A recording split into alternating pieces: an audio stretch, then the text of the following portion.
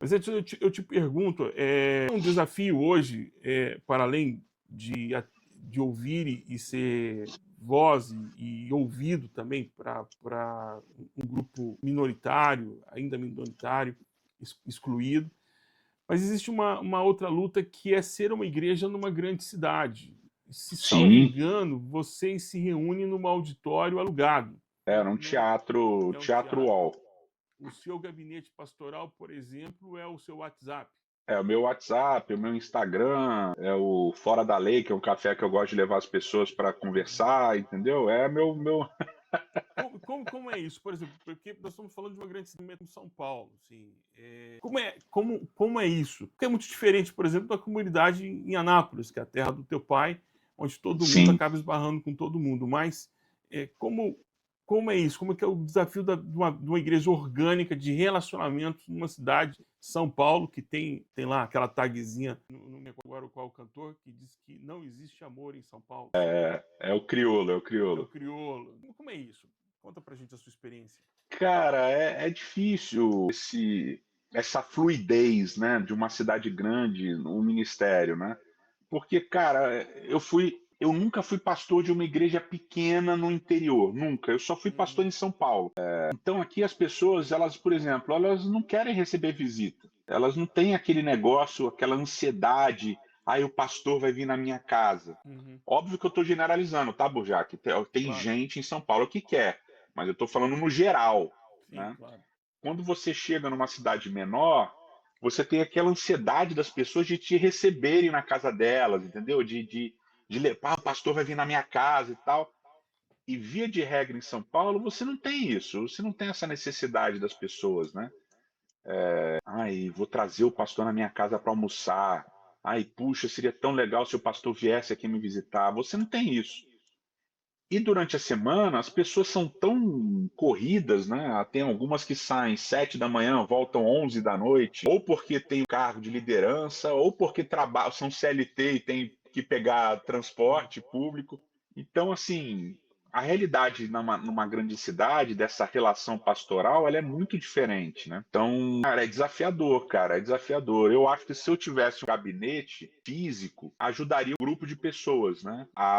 Quem sabe, ter esse contato. Na minha antiga igreja, eu tinha o gabinete, eu abri, obviamente, depois que a pandemia começou a ficar um pouquinho mais flexibilizada, eu abri um espaço na agenda acho que toda quarta-feira ou toda terça-feira, eu fazia um atendimento a tarde inteira, Uhum. né? Livre para qualquer um. E aí isso também é interessante, porque você tem uma resposta no início, tem horário livre, todo mundo marca, pá, Uhum. pá, pá, pá, pá, pá, pá, pá, pá, e aí de repente, sei lá, 3, 4 semanas depois já não tem ninguém. Ninguém marca mais. E aí começa um fenômeno que eu acho horrível, que é a pessoa marcar e não ir. Aconteceu muito. Isso é Porque, terrível. cara, o atendimento pastoral ele é de graça. E aí a pessoa marca, ela fala assim: eu vou conversar com o pastor. Mas aí no dia ela fala assim: hoje não vai dar, né? É. Ela não vai. E tá tudo bem. E isso é muito chato porque mostra como a pessoa, qual é a visão dela sobre o seu trabalho, né? Fala muito. Ah, ele tá ali e dane-se, né? Então, É, isso é tá, complicado, ele cara. tá ali Ele no não fundo. faz nada. Eu não sei se você passa por essa situação, né? Eu cansei tanto de ouvir que você deve ter ouvido isso também, isso é até clichê entre nós, os pastores, além do ministério pastoral, você trabalha com o quê? É. Não, mas eu vi isso também quando era professor. Eu fui professor 9 anos, né, no Olha, seminário de teologia. Aí as pessoas falavam assim, mas você só dá aula? Então é muito eu tô- engraçado, né? Tipo, você só é, faz isso? Cara, pô. um dia aconteceu uma situação do irmão pegar minha mão assim e passar a mão para ver se achava calo, né? E ele, mas não tem calo aqui. Eu falei, não, o calo é aqui, irmão, porque eu É, estudei. O calo é aqui é, é onde pega a caneta, que é porque eu estudei, desculpa, o calo é em outro lugar. é, Às vezes você tem que dar uma dessas para o cara desconfiar, porque é um trabalho exaustivo. Realmente. cara. E para uma grande cidade como São Paulo, em que a agenda das pessoas é uma agenda em que as necessidades dela estão sempre mudando de lugar na agenda, né? Ela precisa Aham. de um dentista, mas ela nunca vai ao dentista porque não tem esse tempo do dentista. Ela precisa ir a um tratamento médico mais especializado e aí ela não vai esse tratamento porque às vezes não tem condições, ou quando tem condições não associa com a agenda, quiçá com o ministério pastoral.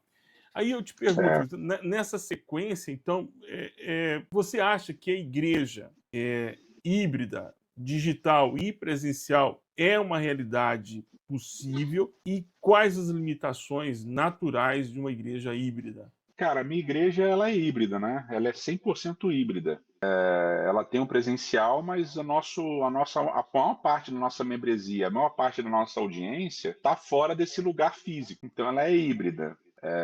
Qual é o benefício disso? Em qualquer lugar você pode fazer parte. Isso é um benefício inegável. O maior desafio é como você faz parte estando longe.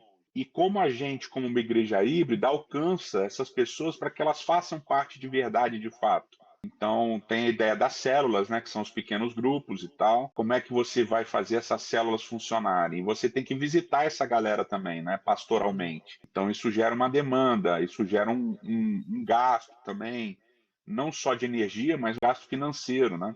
Eu tenho um pequeno grupo em Florianópolis. Como é que eu visito esse pequeno grupo, entendeu? Aí eu vou lá, eu passo o dia, mas e a minha família aqui, entendeu?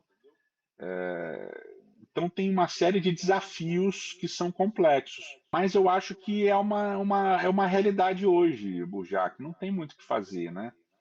E eu acho que é uma realidade de quem transmite o culto. Então, por exemplo, você transmite o culto, essa necessidade de ser híbrido vai surgir, porque você vai ter gente te assistindo em outros lugares e pessoas de outros lugares querendo fazer parte do que você faz naquele lugar. E até o É, nosso nome, lugar, comunidade, ele tem a ver com isso, porque uma comunidade ela pode estar em qualquer lugar. verdade. Então, esse lugar é um lugar indefinido. E aí vem a beleza do negócio. Então, qualquer lugar pode ser um lugar de comunidade. Porque a comunidade surge em qualquer lugar, em um lugar qualquer, entendeu? Então, a gente tem essa visão de que a igreja híbrida é uma realidade, mas ela tem os seus desafios, as suas dificuldades, principalmente na questão do pastoreio.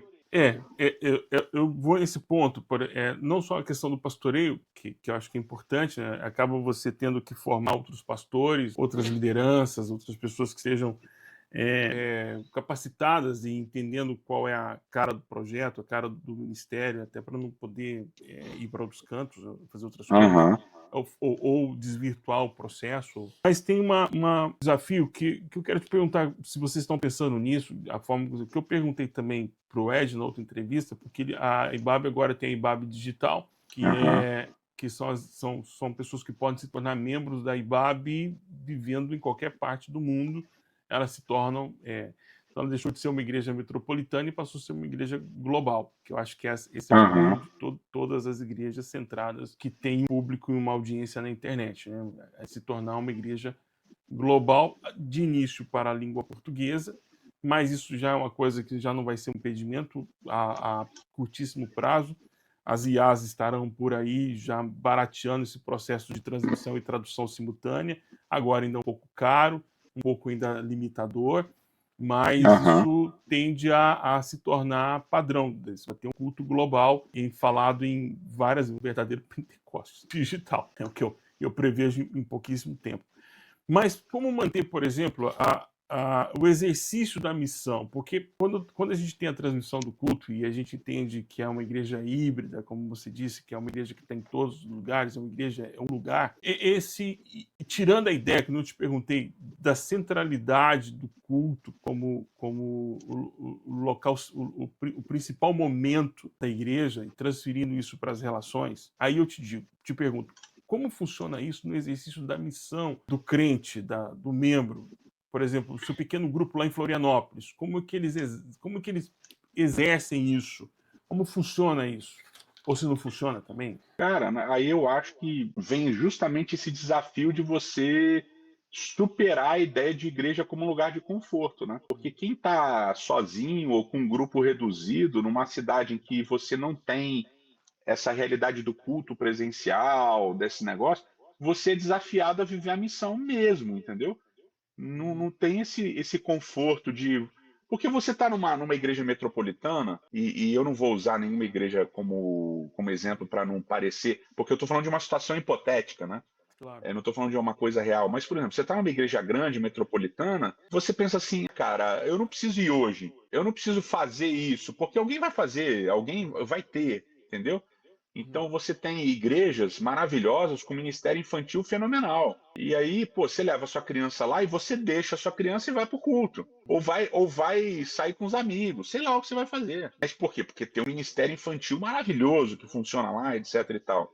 Então você tem um conforto, né? Uhum.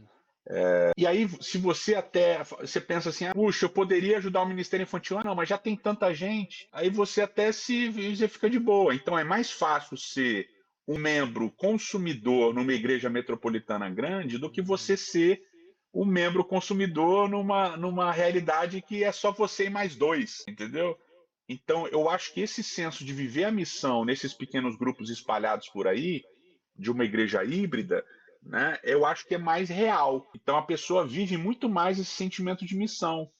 Eu preciso fazer crescer, eu preciso cuidar das crianças. Então a pessoa ela faz 500 coisas lá, entendeu? Porque não tem estrutura. Então eu vou dar o exemplo do meu ministério infantil. Meu ministério infantil acontece na praça de alimentação do shopping. Aí teve uma família específica que veio, falou assim para mim, não, poxa, não vai dar, porque né, meus filhos estão crescendo e eu quero que eles entendam o que é uma igreja que tem, sei lá, é uma igreja de verdade, que tem uma estrutura. E aí, no meio da conversa, ele falou da palavra missão. Aí eu ouvi, depois eu falei assim: olha, desculpa, eu acho que você está equivocado. O que você quer não é missão, o que você quer é conforto. Você quer o conforto de ter uma estrutura para as crianças. E está tudo bem. E isso que eu acho que falta também um pouquinho, Bojack, que é essa ideia assim. As pessoas são livres para ir e vir, cara. Elas são livres para frequentar onde elas quiserem, para fazer parte do que elas quiserem. Obrigado por ter assistido o vídeo até o final. Não esqueça de deixar o seu like, comente alguma coisa, por favor, comente alguma coisa e até o próximo vídeo, se Deus assim quiser. Digo esse vídeo e esse vídeo para você assistir agora. Até mais.